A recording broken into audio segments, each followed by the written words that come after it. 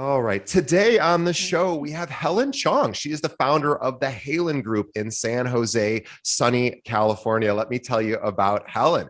Now, Helen Chong, CCIM, is the founder of the Haylen Group in San Jose, which is dedicated to helping clients build their real estate portfolio from residential and commercial real estate sales. She has over 16 years of real estate experience as an agent, mentor, as well as an investor.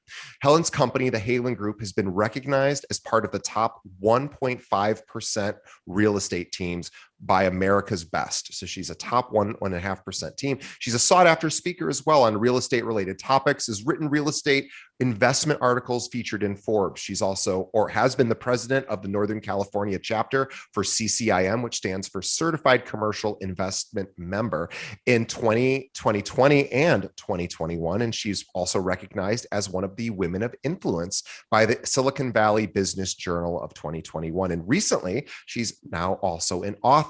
Helen has launched her new book titled Power to Change Lives, where she documents her journey full of obstacles as an immigrant from Hong Kong and Indonesia, coming to the United States alone without any family or financial support, and how she ultimately found success in the real estate industry. We are super excited and honored to have Helen on the show. By the way, before I officially introduce Helen, please everyone visit her website, which is haylengroup.com, and Haylen is Haylen group.com, haylengroup.com. Helen, welcome to the show.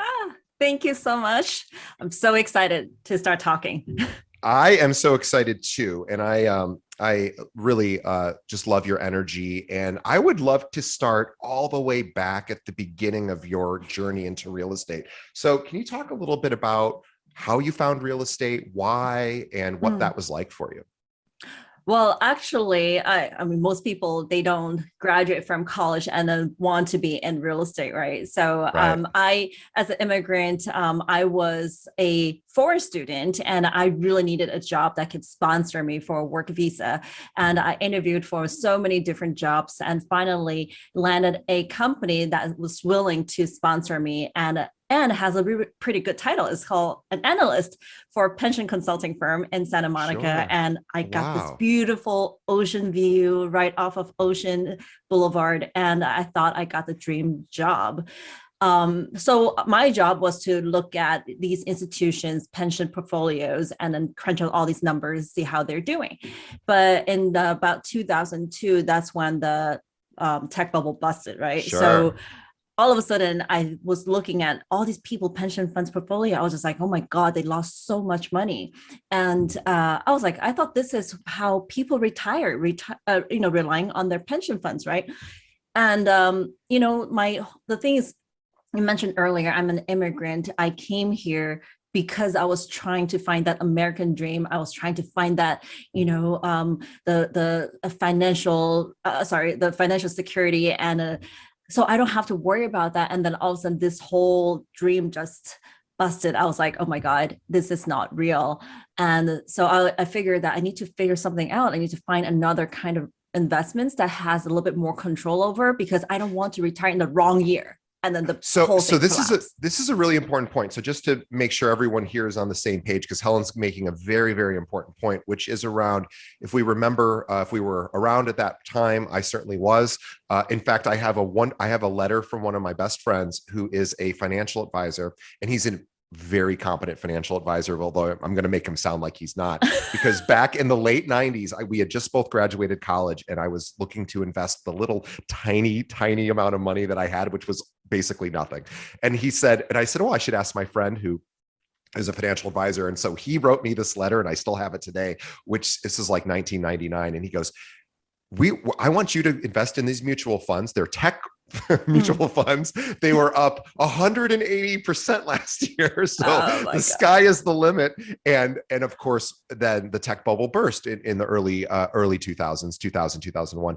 And then this is really what Helen's talking about, is had you have retired. Now, my friend, by the way, was a young financial advisor, but this is what financial advisors were telling people back then. It wasn't that my friend was, dumb or incompetent. It's what people were doing, and a lot of people who were retiring around that time really, unfortunately, they saw their their assets cut maybe in half, maybe more, because they were over, they were sort of, in that particular tech sector, too much of their assets were there. So I just wanted to catch everyone up, because what you just said is very, very important. Is if you retire at the wrong year in the market, it could have, dramatically negative effects. Exactly. I met some guy, and because I was researching different type of investments, so I started going to these real estate investment seminar. And this guy, he was 65 years old, and then we started talking. He was like, "Well, I was supposed to retire this year, but then now my retirement funds dropped down to only $150,000, so I need to figure something out." And he said, like, "I wished I had gone into real estate investment earlier on to protect myself." And in the back of my mind, I kept thinking, it's true. If you invest into these stocks, you are giving your life savings away to these companies that you think they know what they're doing, right? But you have absolutely no control and no say into this whole thing. So, and I just started reading at the time, just like a computer. And I remember I was printing all these articles online, especially foreclosures.com. I read every word and every creative strategies. And I've gone to different kind of seminars, and I just fell in love with real estate. And the opportunity presented itself, and I basically switched my occupation from having a very stable job to trying to get like earn commission with no stable salary. I was going to start working for another company, and I interviewed, I got the job, and the HR called me. It's like, "Okay, I'm going to send you an acceptance letter. Are you going to take the job?" And I really want to try real estate. If it doesn't work, can I come back? And she was like, no. But I was like, well, I got to try. If I don't make it, then I'll look for another job. Then I feel like jobs will always be there. But if I don't, have this leap of faith, I would never know if I can make it in real estate. But it's scary, really scary. Really scary because, number one, you're not from here. You don't have, I'm guessing, I shouldn't speak for you, but did you have a sort of sphere of influence or people that you could work with when you started in real estate? Or did you find that, no, I don't have that? And was that a challenge? I did not have that at all. I mean, being here by myself, right? And it's not like my parents had any kind of real estate experience back in Asia either. So I just knew I wanted to be in real estate. I didn't even know what you can do in real estate. I didn't understand realtor, whatever. I just know, okay, I was an analyst. I was good with numbers. And I saw this ad on newspaper. Yes, on newspaper, and it says mortgage, looking for mortgage broker. So I applied, and I thought, I'm interviewing for a job. I was like doing my best, and they're like, "Okay, just come in and start working." I'm just like, okay. So I literally knew nothing about real estate when I first came in. It's amazing too, because I think as a mortgage broker, so much of that job is sort of sales focused, and those skills, it's really a sales job more than anything.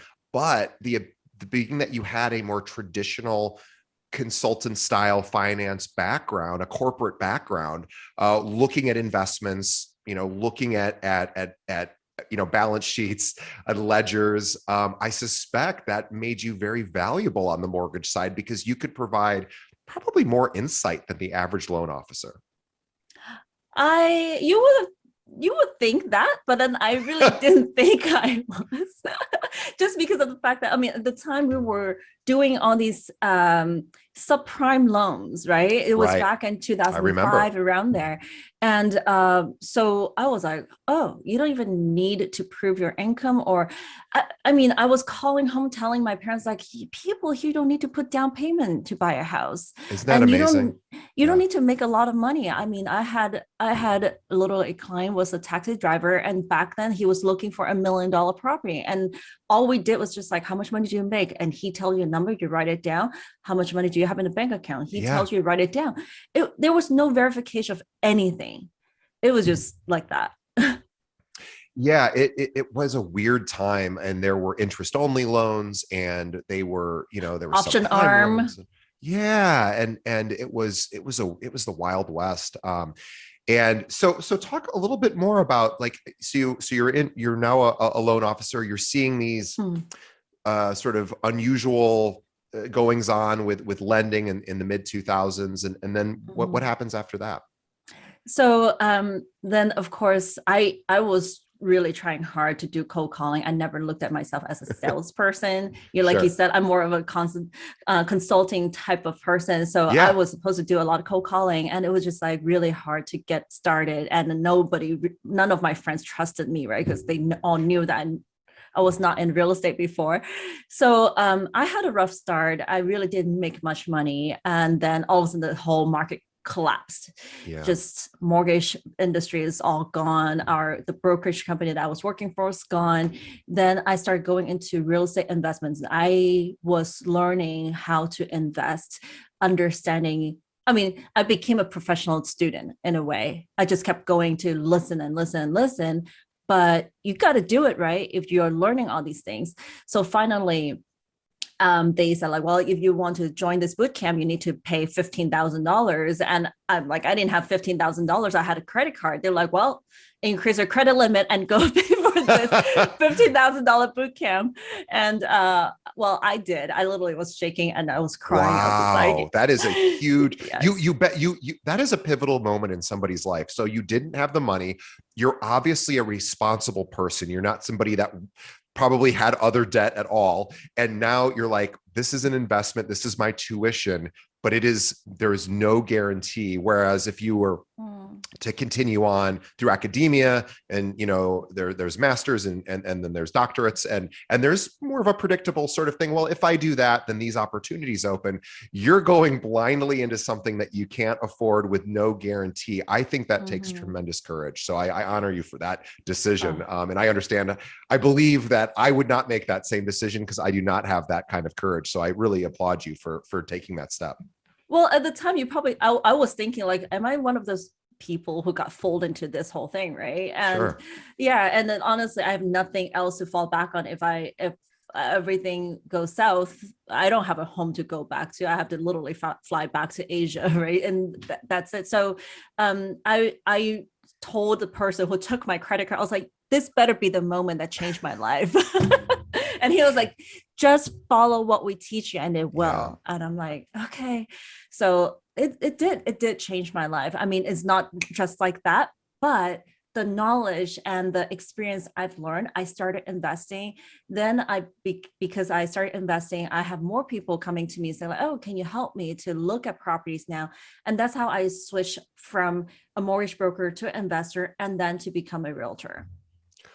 It's an incredible story. I just love the fact that you bet on yourself, and so many successful agents that I've spoken to, and even people in other industries that are successful or we consider to be leaders, oftentimes have that moment where they bet on themselves. And it usually logically looks like maybe a bad decision in that moment. Like, oh no, this might not work. And here you are. And everything's sort of moved forward from that really difficult decision. So I hopefully that's inspiring to our audience that not sometimes, betting on yourself is probably the only person that's ever going to bet on you predictably could be you. And if you're lucky, other people bet on you as well, but you have to take that first step. And so let's talk about that. So you basically went to school. You went to school to learn how to be in real estate investments. And then you were able to take that knowledge and then bring that to other people. And then other people were finding you. Did you find that you see your role more as an educator, more versus I'm going to help you win this home? I sort of believe that you have just so much knowledge. I'm curious how you see your role when you are working with clients. Oh, I definitely feel myself as an educator. I never looked at myself as a salesperson. I don't know how to sell. I would say I don't know how to sell. I cannot convince you besides telling you the information and let you absorb it and then guide you through this, all this information. It's funny. We sometimes tell our clients, we tell them more no than a yes. It's like, don't buy this, don't go for this. Because this is really our philosophy and also our goal within our company. We're saying like, we are not here to sell our clients. We're here to educate them and then help them to make the right decision. So it's really and again, with that whole, I'm sorry, my Siri keep turning on, but it's, I know why, because whenever I say seriously, it will turn Yeah, on. same thing happens to me when I say that same word, which I'm not going to say because it would activate it on my side. Anyone with an Apple computer knows this problem. Sorry about that. So, but I think like there are a lot of for somebody who wants to be in the real estate industry, it's not just about sales. We have to remind ourselves that this is the biggest purchase for most people in this world, and we need to educate them, help them, to guide them through. That's the more of a focus, because we know that real estate, we can make a lot of money, and that's what clouds our judgment when we help our clients. I agree. I appreciate you saying that. And so you went on to do your own investments, working with other investors as well. Oh, can we just clear up dispel a myth for our audience who maybe is thinking, well, I don't know any investors. Even if I had all of the knowledge of what kind of deals to look for and how to evaluate properties, whether they're a good investment or not, I don't know anybody who has a lot of this cash sitting around to buy these properties. I putting words in your mouth, and I shouldn't, but has it been your experience that it's hard to find harder to find investors, or is it harder to find opportunities for investors?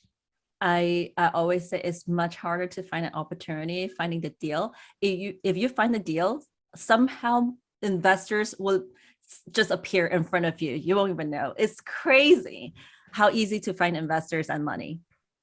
Yeah, that seems to be what I've heard from realtors that do invest or work with investors, is finding the deal is the hard part. And you're right, like almost like moths to a flame, they somehow find you when you have these opportunities.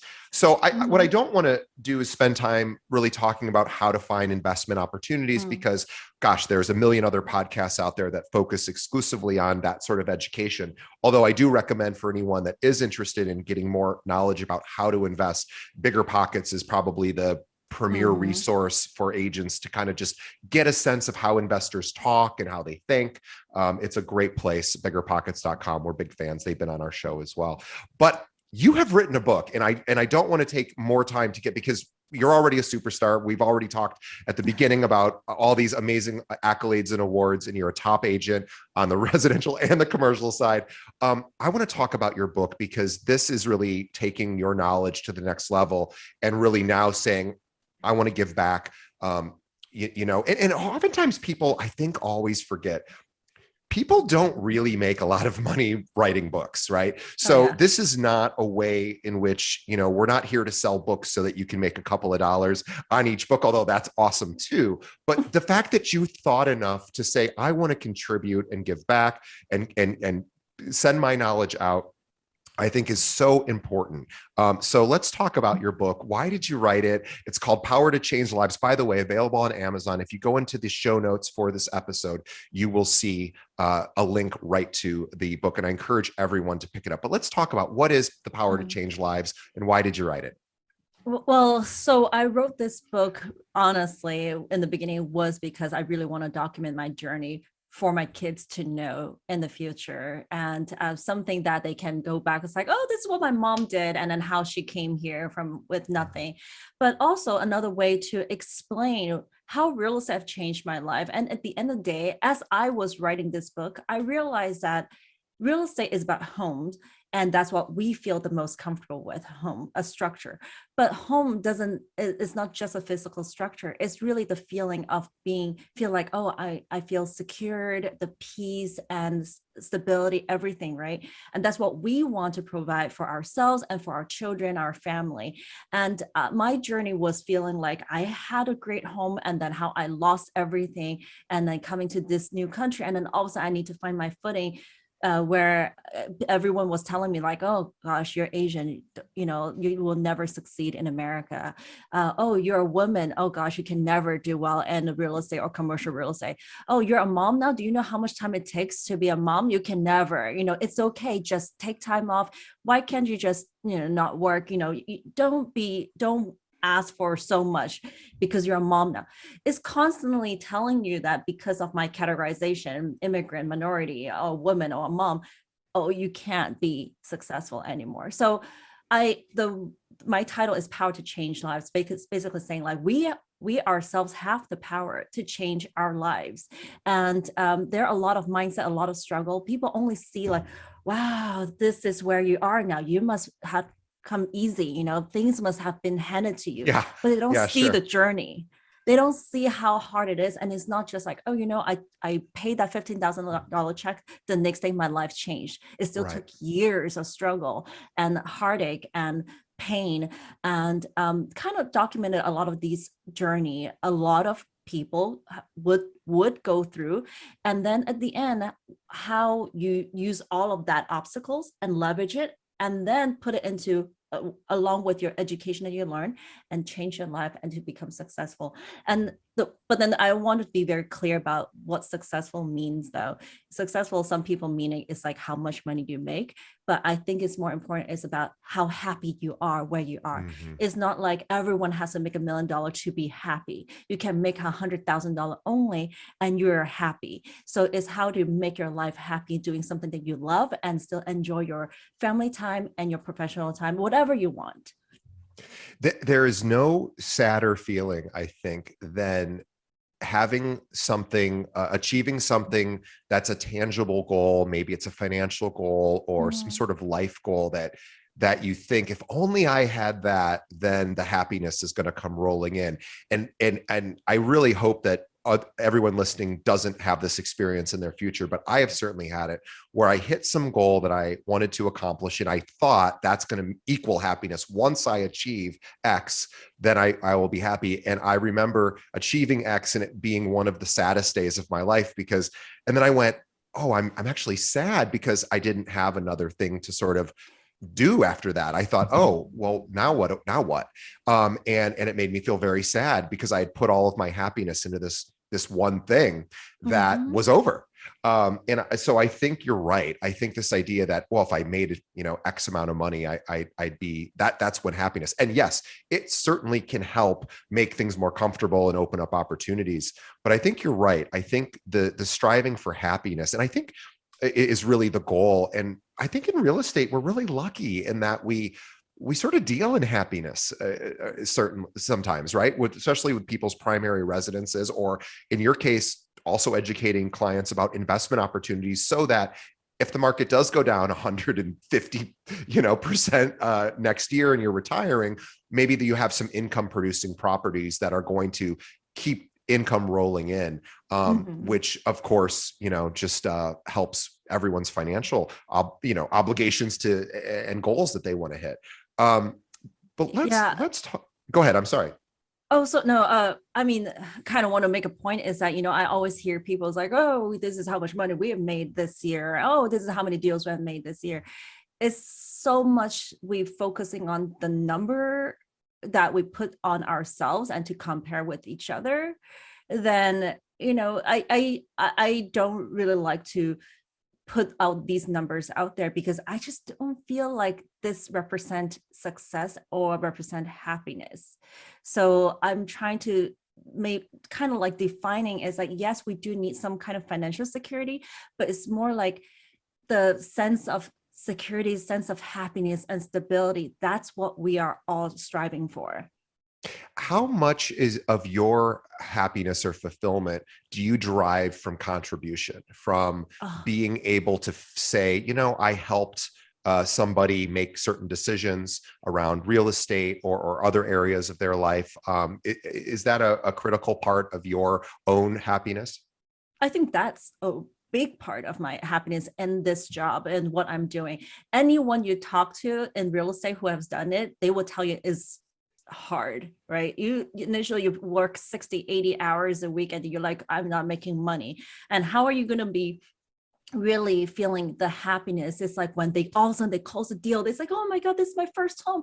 And then all of a sudden I have this images of the kids like, oh my God, this is the memories they're going to have until they grow older, right? When they're at my age, they're going to always remember this house. That's the happiness you get from that. But if I constantly focus on, well, this deal, how much money am I going to make? And then counting it every time I have a client, it's going to drive me crazy. Yeah.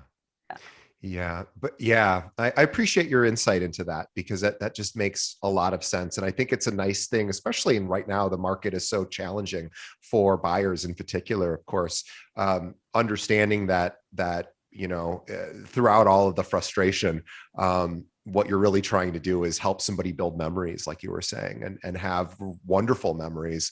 And that maybe that'll keep the engine going a little bit longer while you're waiting for these opportunities to open up. I would love to talk about commercial because we do get, and I apologize, I'm going to ask you a question, but I'm going to ask you to hold the answer while I do a sponsor read for our wonderful sponsor. But before I'll let you know where I'm headed, I want to talk about commercial because there's so many residential agents that listen to our show who we get this feedback, these emails and messages all the time saying, I'm wanting to dabble in commercial. And I'd love to get your thoughts about how a residential agent who wants to expand their skill set, maybe learn about commercial, maybe add it into their business, whether they should do that, and then maybe some steps about how they could start, taking that journey. But before we get to that, I want to just do a quick live read for our wonderful, amazing sponsor, Follow Up Boss. So this is one of our favorite tech companies in the real estate space. Now, I've interviewed I think we've done almost 400 episodes now of this show, hundreds and hundreds of top realtors from all over the country, like Helen. And do you know which CRM is actually used by more than any of our guests? Of course, it is Follow Up Boss. And let's face it, following up is the key to taking your business to the next level. Follow Up Boss will help you drive more leads in less time and with less effort. Do not take my word for it. Robert Slack, who runs the #1 team in the United States, uses Follow Up Boss. And he's built $1.5 billion of business in just 6 years. Follow Up Boss also integrates with over 250 different systems. So you can keep your current tools, your lead sources, your other systems can all integrate together. And the best part, Follow Up Boss has a 7-day-a-week support. So you will get the help when you need it, especially on the weekends when we know so often real estate happens. And get this, Follow Up Boss is so sure you're going to love their CRM that for a limited time, they're offering Keeping It Real listeners a 30-day free trial, which is twice the amount of time that they give everyone else to test out their products. No credit card required. That's how confident they are you're going to love their system. It's totally risk-free, but only if you visit the special link. Please, everyone, visit followupboss.com/real. Again, followupboss.com/real for your free 30-day trial. Follow up like a boss with Follow Up Boss. Okay, Helen, let's talk about commercial. So what is your thoughts about a residential agent saying, I'd like to expand into commercial? Well, first of all, I don't find it anything wrong with it to expand into commercial, as long as you are, again, go back to the advisory role, right? Commercial, you have to be an advisor. It's not about emotion now. In residential, it is very emotional process. You probably do a lot more hand-holding, counseling, and all that, right? But then when you go to commercial, it's all about numbers, very analytical. Can you handle it and do you like it? That's the question. I just find that you really require two very different type of personalities to handle residential and commercial real estate. And just somehow I am able to do that. Maybe I have some split personality, I don't know. But I think both are very satisfying. And if you're willing to learn the analytical side of the commercial real estate business, absolutely. But if you feel like you just have clients that they're interested in commercial, just refer to a commercial real estate agent if you don't like numbers, because you cannot get away with numbers. You have to make sure your client's making the right investments decision. Well, that, and also the complexities of some of the leases that deal with, or the purchase, buy sells that happen on the commercial side in the different sectors. It really is not as cookie cutter as residential, which we all agree there's a certain types of forms that we all use and certain understandings and agreements that are all pretty consistent. On the commercial side, it's really could be anything and everything. And can you talk about the complexities of that and how you navigate through some of that? So commercial real estate, we're just generalizing it, right? But then there's multifamily sector, industrial, retail, office, and then land, redevelopment. And then, like you said, there's leasing. Leasing is like a huge business out there. However, it doesn't mean that everyone is good at it. I'm not good at everything. I'm more multifamily person. I love doing my 10-year analysis, cash flow analysis, and all that stuff to look at multifamily investments. I do work on some of these investment property in terms of retail and office, but those are not my bread and butter work, right? And leasing is a complete different animal. Like leasing, it requires a lot more negotiation, and every landlord, every tenant has different needs. So I wouldn't say like just anyone, just because you're in commercial real estate, you should do it. Like I just don't touch leasing because I don't think I'm good at it. So I won't touch leasing. And I think to your point about the fact that you specialize on the multifamily side is probably the closest to residential out of all the commercial opportunities. So for agents that are traditional residential brokers or realtors, in Illinois, we call everyone a broker. So I apologize if I say that word incorrectly for people in other states, but we'll just say realtor. For traditional residential realtor, going into multifamily is probably the easiest transition because they are most similar to residential. And so that makes similar, but is also vastly different, right? 1 to 4 units and 5+ units, the way we value it, completely different. It's just like I have done quite a few workshops teaching residential agents how to, the differences between residential real estate and commercial real estate. How do we analyze each one is just different ball game. Yeah. I'm curious too, because I was just at the Zillow conference and they were talking about the millennials and the Gen Z marketplace. Or sorry,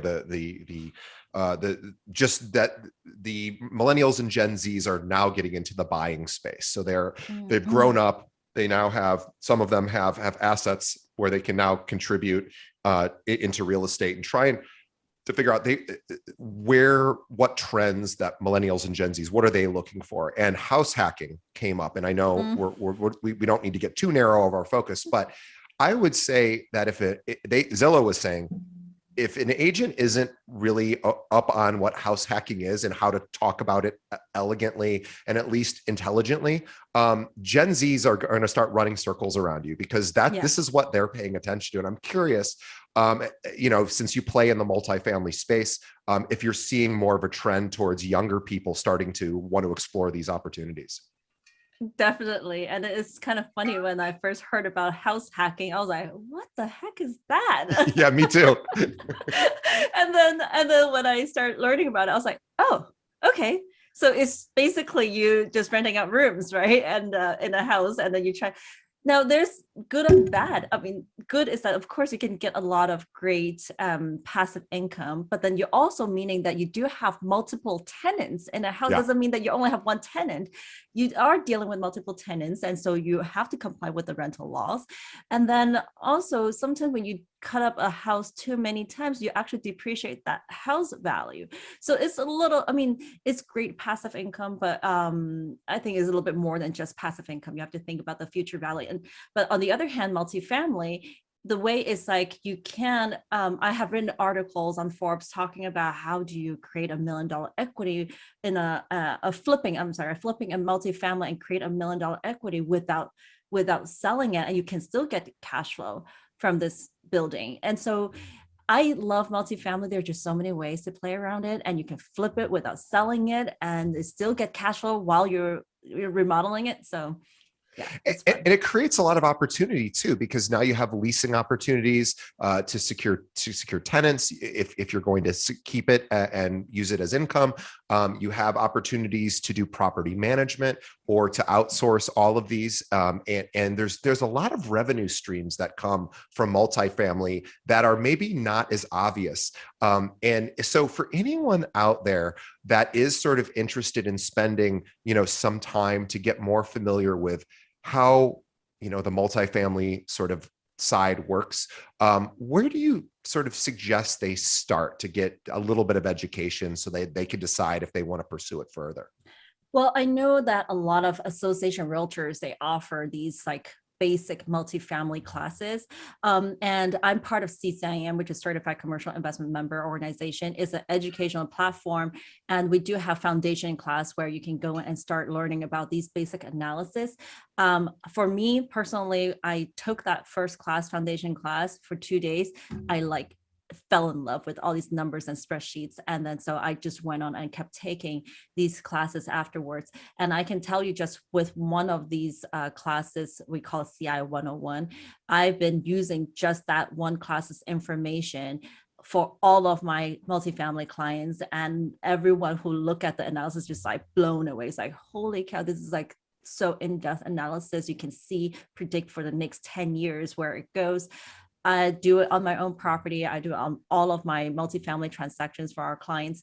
So definitely check out ccim.com. They have a lot of great educational classes for commercial real estate or multifamily. Yeah, and that's wonderful. And I also wanted to ask you, because you have your own firm, you aren't working for one of the large franchise firms, or on the residential or the commercial side. And I'm curious on how was, that's also another amazing achievement of yours, is not just being a successful agent, having successful investor relationships and having successful investments of your own. It's also, oh yeah, by the way, I run a business. And can you talk a little bit about that, and just, how you were able to thrive again without sort of a traditional backing of either, well, I grew up here and I just know a lot of people, which you didn't, or I work for a company that's very sort of well known, and that you didn't have either. So can you talk a little bit about how you built your business? Yeah, I think it goes back to what we talked about earlier. It's all about education. I love educating our clients. I love taking classes. I feel like it's too easy to get into real estate, right? Getting your license, like anyone can get licensed, you can pass a test and that's it.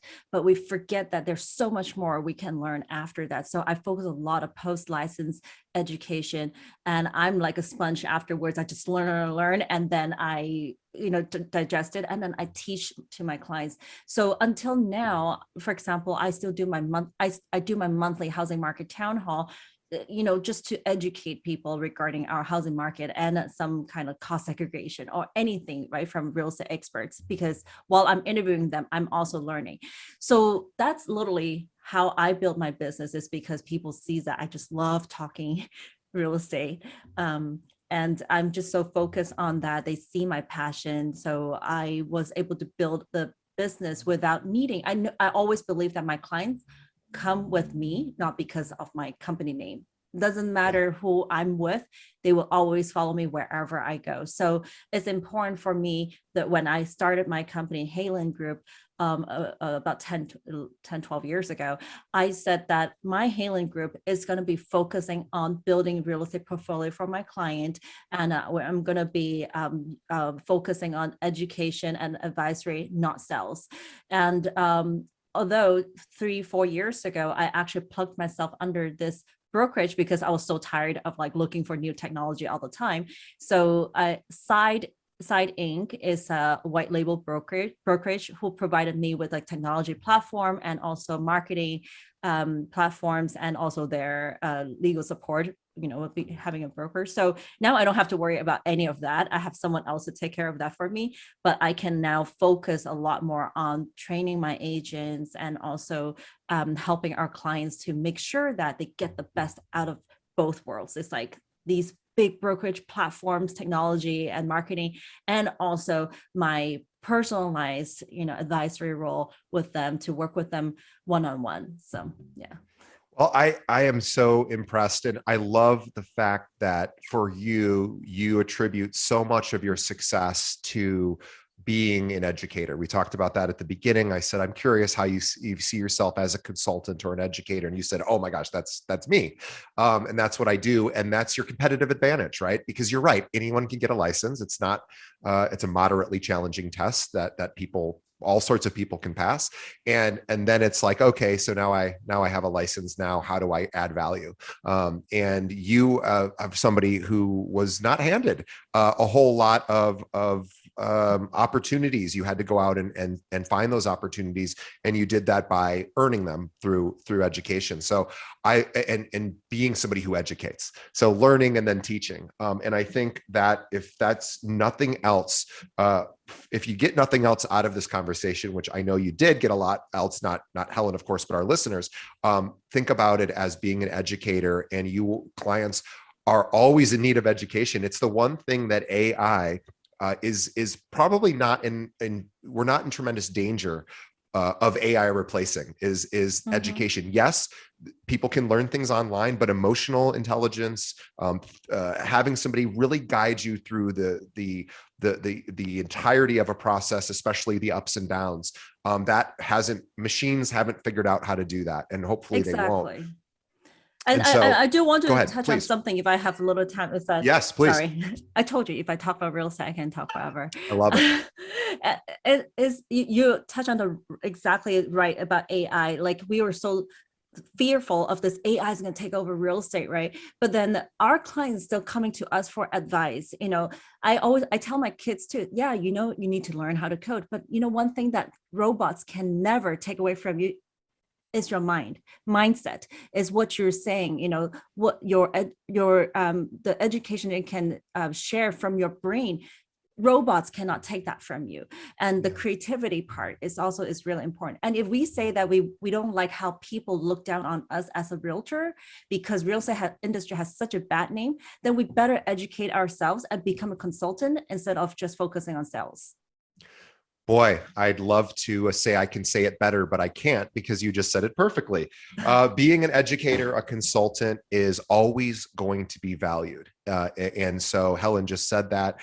So what a wonderful way to end our conversation. I want to remind everybody, Helen has a book that I want you all to go purchase. It is called Power to Change Lives. It is available on Amazon and anywhere books are available. Power to Change Lives. Again, Helen Chong.